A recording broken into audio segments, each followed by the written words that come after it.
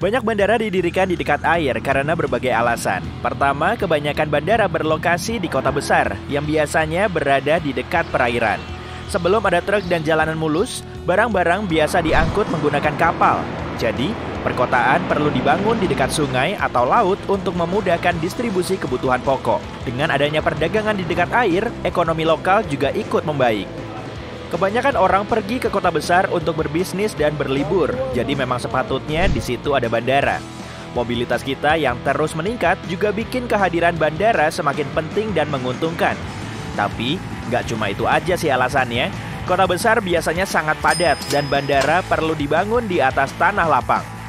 Nyari tempat lapang di tengah kota yang penuh sesak begitu pasti akan jadi perjuangan tersendiri, iya kan?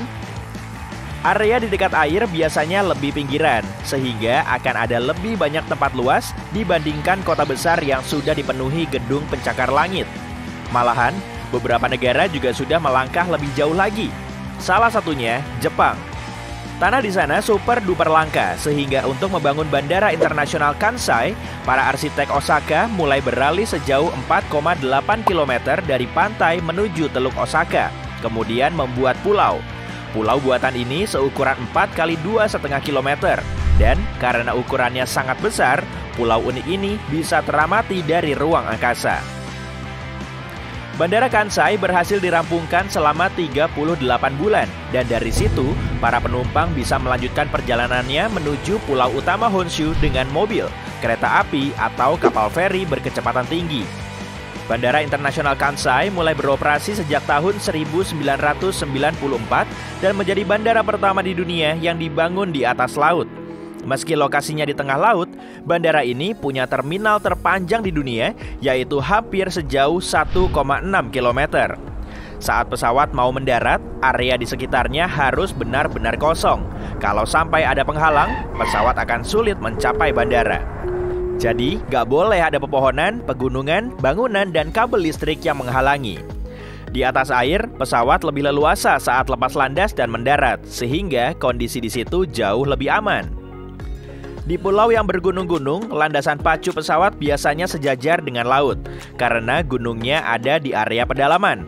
Sama kayak Bandara Gran Canaria yang berlokasi di salah satu kepulauan Kanari. Masalah keselamatan juga perlu dipertimbangkan. Kalau pilot harus membatalkan pendaratan di landasan pacu dan putar balik, area di situ harus cukup luas agar pesawatnya nggak nabrak benda lain. Pesawat ini juga harus bisa mengudara lagi pada sudut aman, supaya nggak memicu masalah bagi para penumpang. Selain itu, pesawat akan mencapai ketinggian jelajah dengan lebih cepat, mudah dan aman saat terbang di dekat air, bukan di kota besar maupun di area bergunung-gunung. Pilot juga dilatih agar bisa mengatasi masalah mesin saat sedang lepas landas. Saat kecepatannya sudah sesuai untuk lepas landas, pesawat harus meninggalkan landasan pacu, meskipun salah satu mesinnya nggak berfungsi. Nggak apa-apa kok, pesawat masih bisa mengudara meski mesinnya cuma satu, tapi memang pilot harus berusaha ekstra keras. Karena kapasitasnya menurun, pesawat perlu waktu lama untuk sampai di ketinggian jelajah. Area yang dipakai untuk lepas landas juga harus lebih luas. Lepas landas menuju laut akan memudahkan pesawat mencapai ketinggian jelajah tanpa perlu memusingkan adanya penghalang.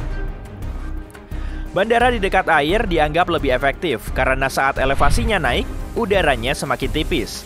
Akibatnya, gaya dorong mesin dan daya angkat sayap akan berkurang. Dengan kata lain, pesawat akan lebih sulit lepas landas kalau bandaranya berada di ketinggian.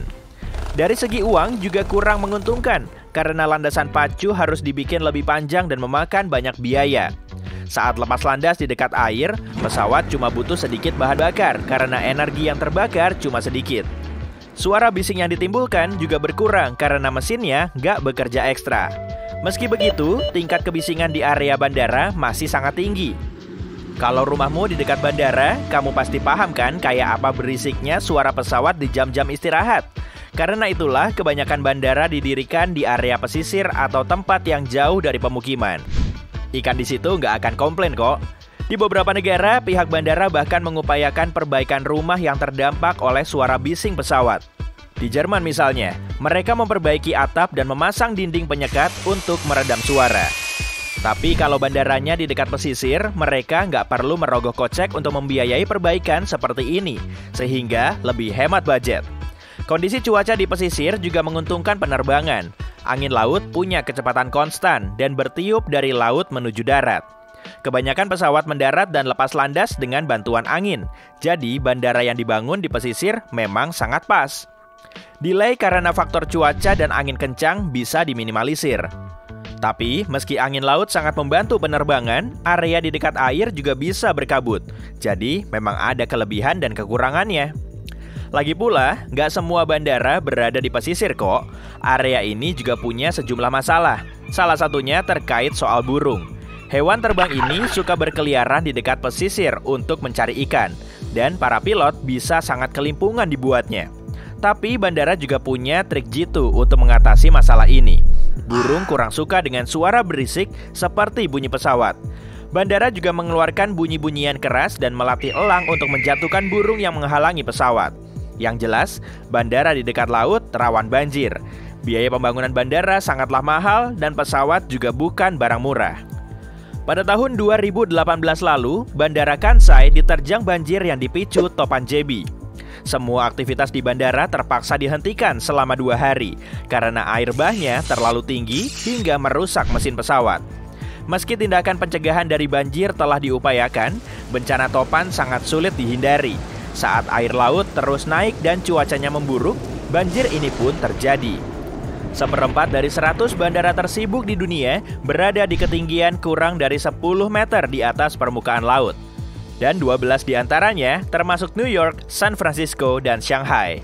Malahan ketinggiannya nggak sampai 5 meter di atas permukaan laut. Ya ampun.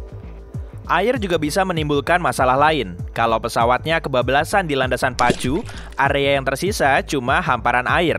Hal seperti ini bisa terjadi kalau pilot salah menaksir panjang landasan pacu dan nggak mencapai kecepatan lepas landas di saat yang pas.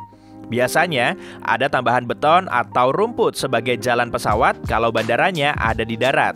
Nah, kalau sampai terjadi insiden seperti ini, pesawat akan mengalami kerusakan ringan. Tapi kalau bandaranya di pesisir, pesawatnya kemungkinan akan langsung nyemplung ke air. Tapi untungnya ada teknologi baru yang bisa mencegahnya.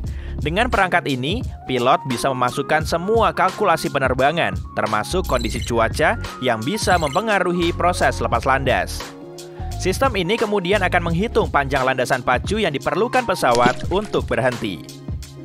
Banyak bandara juga telah menambahkan beton lunak di ujung landasan pacu untuk mencegah bencana tersebut. Saat meluncur di atas beton ini, pesawat akan macet dan segera berhenti. Ada juga masalah terkait keuangan. Sewa tanah di dekat pesisir dan danau umumnya lebih mahal daripada di tengah-tengah daratan.